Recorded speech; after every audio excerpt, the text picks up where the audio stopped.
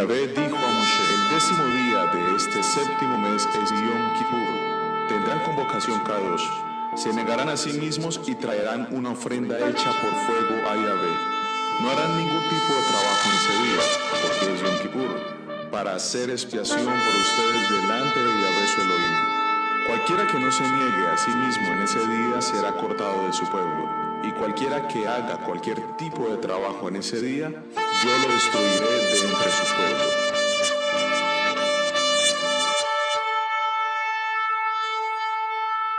Moshe dio estas órdenes a los Levíim, quienes cargaban el arca con el pacto de Yahvé. Tomen este libro de la Torá y pónganlo junto al arca con el pacto de Yahvé su Elohim, para que pueda estar allí para testificar contra ustedes.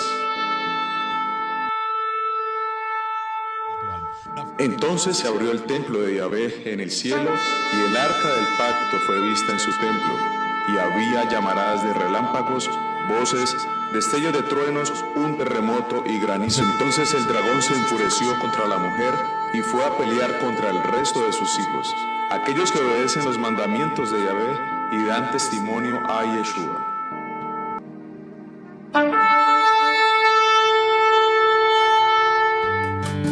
En el estudio bíblico devocional, acompáñanos en la enseñanza de hoy. Shalom para ti, soy la pastora Pili Alfaro. Les saludo con una palabra de unción y de bendición en estos 10 días que estamos trabajando en la preparación de nuestra conmemoración de la Santa Convocación de la Yom Kippur, la fiesta del Eterno. Estamos hablando de los 10 días y hoy quiero tocar el tema de Éxodo capítulo 4, verso 14, para hablar del día de la ira de Dios. Dice la Biblia en el libro de Éxodo capítulo 4, verso 14: entonces la ira de Yahweh se encendió contra Moisés y dijo: ¿no es Aarón el levita tu hermano? Yo sé que ciertamente él hablará, y también he aquí, él sale a tu encuentro. Cuando él te vea, se alegrará su corazón. Es la primera vez en la Biblia que el Eterno habla literalmente la palabra ira con relación al Todopoderoso. Saben, cuando hablamos de la ira de Dios se encendió, de verdad que es un momento súper importante, porque es como literalmente en el hebreo dice: y se encendió la nariz de Hachén por Moshe. O sea, la ira del Eterno hizo así. Moshe, ¿qué es lo que siempre andas cuestionando de lo que yo voy a hacer? ¿Sabe por qué? Porque la palabra aquí es yihar. En una conjunción en pasado, ese verbo tan importante significa encender. La palabra encender significa ira. Significa enojo, ¿verdad? Entonces el Eterno está diciéndole a Moshe, y se encendió la ira de Moshe, porque Moshe está haciéndole la pregunta al Eterno: pero ¿cómo voy a ir? O sea, entiéndeme. Esa palabra está muy colocada en las escrituras, y quiero ir a colocar el texto sobre el contexto. Vaya al libro de Primera de Crónicas, capítulo 13, verso 9, y vea por dónde voy a ir a hablar de estos días tan importantes bíblicamente. Primera de Crónicas, capítulo 13, verso 9, dice: pero cuando llegaron a la era de Kidón, Usa extendió su mano al arca para sostenerla, porque los bueyes tropezaban. Y el furor de Yahweh, la ira de Yahweh, se encendió contra Usa y lo hirió, porque había extendido su mano al arca, y murió allí delante de Dios. Yo siempre he hablado de este tema y lo he explicado, y yo siempre he dicho: pero Padre, ¿por qué ibas a matar a Usa si Usa tuvo un buen momento en que no quería que el arca se cayera? Y resulta que si cualquiera tiene una buena actitud y quiere acercarse al arca con una buena intención, pero sin protocolo, comete errores. Entonces el Eterno tuvo que hacer justicia contra Usa porque se violaron los protocolos con los cuales el Eterno había enviado a que el arca tenía que ser transportada.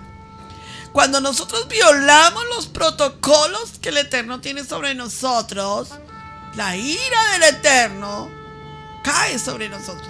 Tenemos una buena intención, queremos hacer las cosas buenas, pero tenemos una mala actitud en el protocolo. No seguimos el protocolo del Eterno en la santidad.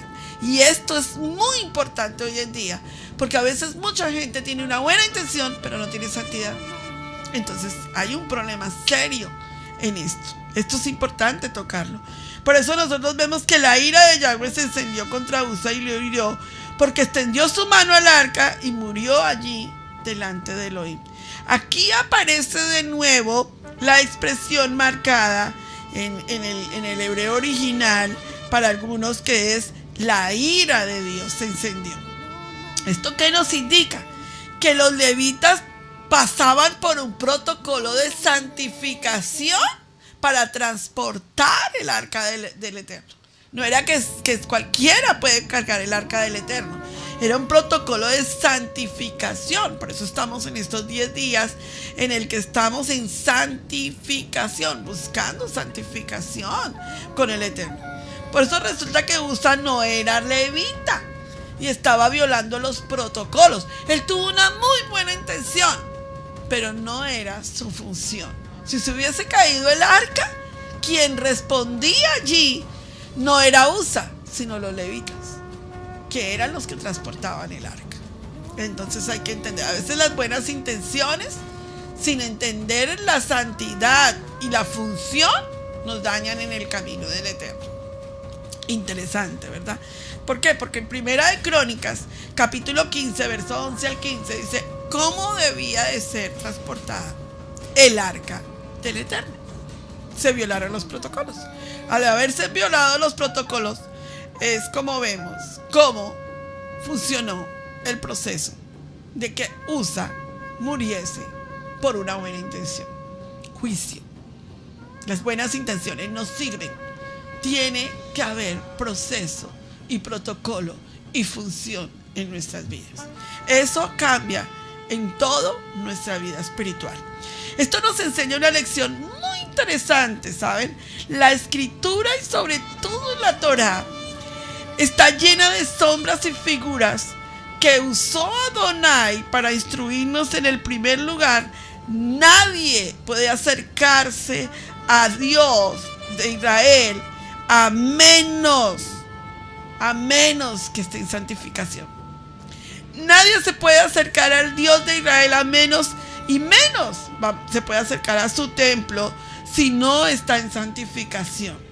Mira, Hebreos 12:29, ya lo hablé, porque Dios es fuego consumidor. Porque Dios es Dios y Dios es fuego consumidor. Así que mucho cuidado con acercarnos al Eterno sin entender lo que tenemos que hacer. Mira lo que dice el Salmo 15, 1 a 3. Oh Yahweh, ¿quién habitará en tu tabernáculo? ¿Quién morará en tu monte santo monte? El que anda en integridad y hace justicia y habla verdad en su corazón. El que no calumnia con su lengua, ni hace daño a su prójimo, ni hace agravio a su conciudadano. ¿Quién habitará en tu tabernáculo? ¿Saben? Este día es un día de limpieza espiritual en nuestra vida, de santidad. ¿Cuántas cosas no hemos tocado de las cosas del Eterno sin santidad y nos hemos metido con la ira de Dios? ¿Sabes? Hay gente, por ejemplo, que se sube a la alabanza y está en la alabanza y está en pecado. Yo he conocido grupos de alabanza, he ido a predicar a iglesias y cuando yo voy a predicar, yo quiero conocer al líder de la alabanza que va a estar ministrando y yo digo, ven conmigo a orar y yo le pido al Eterno, revélame el nivel de santidad de esta persona porque va a estar conmigo en el púlpito. Y yo he conocido cosas tremendas, hermanos. Gente fumando marihuana antes de la alabanza, el líder de alabanza en fornicación o en adulterio. No, tremendo. Miren, hermanos, las cosas con el Eterno son sagradas. Son sagradas.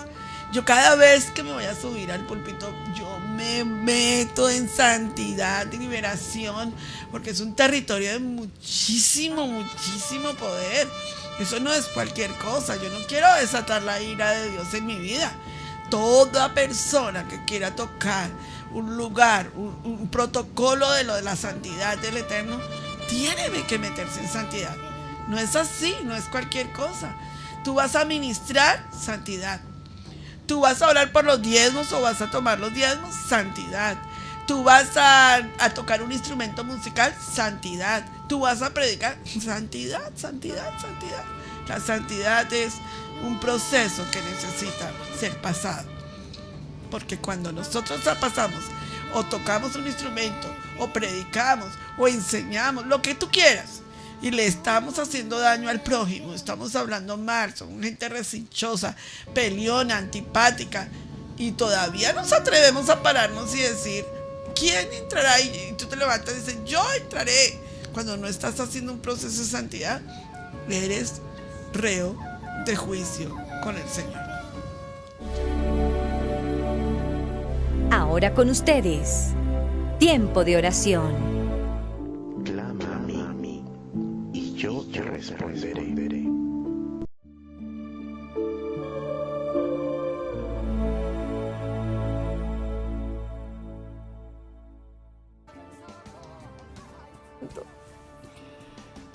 Bendito eres, Adonai. Tú eres un Elohim tardo para la ira y lleno de misericordia. Desde antaño tú diste a conocer la grandeza de tu bondad a través, Abba, de tu Hijo, Yeshua HaMashiach. Tu palabra dice en Shemot 34:5, Adonai descendió en una nube y estuvo allí con él. Y proclamó con el nombre Adonai, Adonai. Pasó delante de él y proclamó, Adonai, Adonai, Elohim misericordioso, prodijo en Gesed, tardo para la ira y abundante bondad y emet, que preserva la bondad para millares de generaciones y perdona la iniquidad, la rebelión, el error, absuelve. ¿No te parece muy parecido al Padre nuestro? Misericordioso, lleno de Gesed. Hemos pecado delante de ti. Nosotros hemos pecado delante de ti. Sálvanos, Adonai. Todos digan amén. Y voy a hacer la oración de Torah. Sea tu voluntad, Adonai, nuestro Elohim, Elohim de nuestros padres. Y otórganos nuestra porción de tu Torah para cumplir estatutos de tu voluntad y servirte con el perfecto orden del corazón. Avinu Malkeinu. Avinu Malkeinu, hemos pecado contra ti.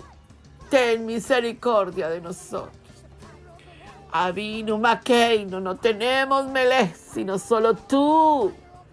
Avinu Malkeinu, haz con nosotros en virtud de tu Shem Gadol. Avinu Malkeinu, renueva por nosotros un año nuevo. Avinu Malkeinu, abroga de sobre nosotros todos los decretos duros y nefastos que hay en este momento sobre nuestras vidas. Avinu Malkeinu, anula los pensamientos de nuestros enemigos para destruirnos. Avinu Malkeinu, anula los consejos de nuestros enemigos. Avinu Malkeinu, extermina todo opresor y adversario de nosotros. Avinu Malkeinu, extermina la peste que hay en este momento, en este coronavirus. La espada del mal, el hambre, el cautiverio, el saqueo, la destrucción, la plaga que ha comenzado, la inclinación del mal y las enfermedades nefastas en nuestros hijos y en nuestra generación de tu pacto. Avinu Malkeinu, envía un refuá completa a todos los enfermos de tu pueblo en este momento. Avinu Malkeinu, impide la plaga de nuestra heredad. Avinu Malkeinu, recuerda que no somos sino el polvo. Avinu Malkeinu, perdona y disculpa todas nuestras iniquidades, transgresiones. Avinu Malkeinu, desgarra el decreto nefasto de nuestra sentencia. Avinu Malkeinu, por tu abundante rajem, borra todos los documentos de nuestras deudas. Avinu Malkeinu, borra y quita tu vista todas nuestras rebeliones. Avinu Malkeinu, escríbenos en el libro de la vida buena. Avinu Malkeinu, escríbenos en el libro de los Sadikim. Avinu Malkeinu, escríbenos en el libro de los rectos y de los íntegros.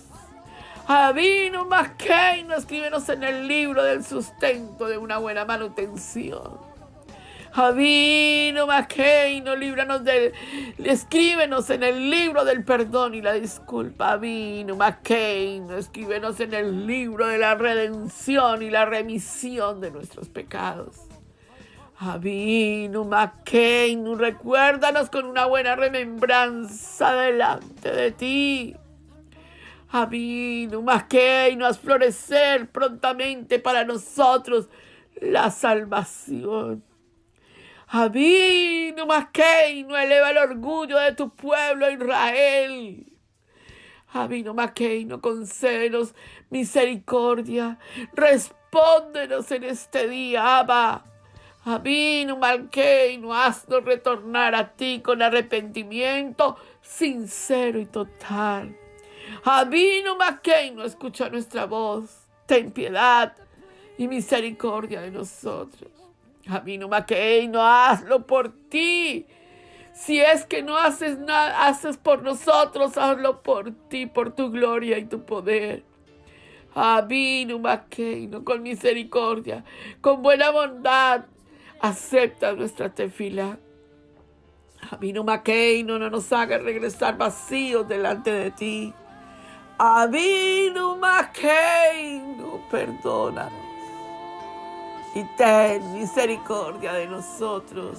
Amén y amén. Un shalom para ti, nos vemos en el día de mañana. Shalom, shalom. En Israel Casa Integral, te invitamos a participar en la enseñanza del Parashat en la familia. Para la familia, todos los viernes a las 7 en youtube.com. No olvides activar la campanita. Una producción de Israel Casa Integral.